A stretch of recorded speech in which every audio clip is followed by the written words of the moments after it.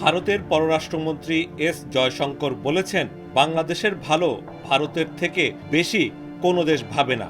ভারতের চেয়ে বেশি কোনো দেশ বাংলাদেশের মঙ্গল কামনা করে না, এমনকি এটি ভারতের ডিএনএতে রয়েছে। 9 এপ্রিল বুধবার নয়াদিল্লির ভারত মণ্ডপে নিউজ 18-এর ফ্ল্যাগশিপ রাইজিং ভারত সামিটের দ্বিতীয় দিনে বক্তব্য দিতে গিয়ে কথা বলেন জয়শঙ্কর। ভারত বাংলাদেশের পরিস্থিতি নিয়ে উদ্বিগ্ন মন্তব্য করে জয়শঙ্কর জোর দিয়ে বলেন, আমাদের চেয়ে বেশি কোনো দেশ বাংলাদেশের মঙ্গল কামনা করে না। এটা আমাদের ডিএনএতে আছে এবং একজন শুভাকাঙ্ক্ষী হিসেবে, একজন বন্ধু হিসেবে আমি মনে করি, আমরা আশা করি তারা সঠিক পথে চলবে এবং সঠিক কাজ করবে।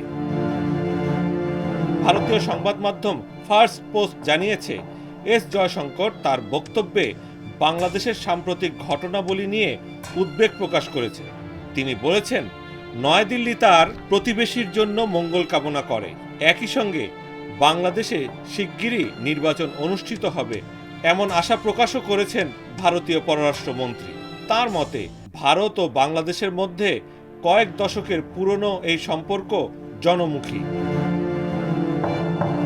গত 4 এপ্রিল ব্যাংককে বাংলাদেশের প্রধান উপদেষ্টা ডক্টর ইউনূসের সঙ্গে ভারতীয় প্রধানমন্ত্রী নরেন্দ্র মোদীর বৈঠক সম্পর্কে মন্তব্য করতে গিয়ে জয়শঙ্কর বলেন, আমি মনে করি আমাদের পক্ষ থেকে বৈঠকে যে প্রধান বার্তাটি বেরিয়ে এসেছে তা হলো, ঐতিহাসিক কারণে বাংলাদেশের সঙ্গে আমাদের সম্পর্ক খুবই অনন্য।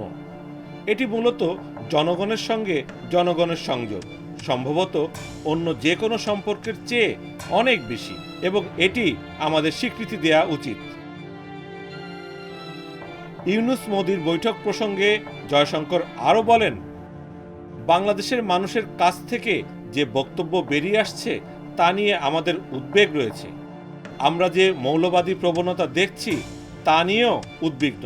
সংখ্যালঘুদের ওপর হামলা নিয়ে আমাদের উদ্বেগ রয়েছে এবং আমি মনে করি আমরা সেই উদ্বেগগুলো প্রকাশের বিষয়ে খুবই খোলামেলা ছিলাম।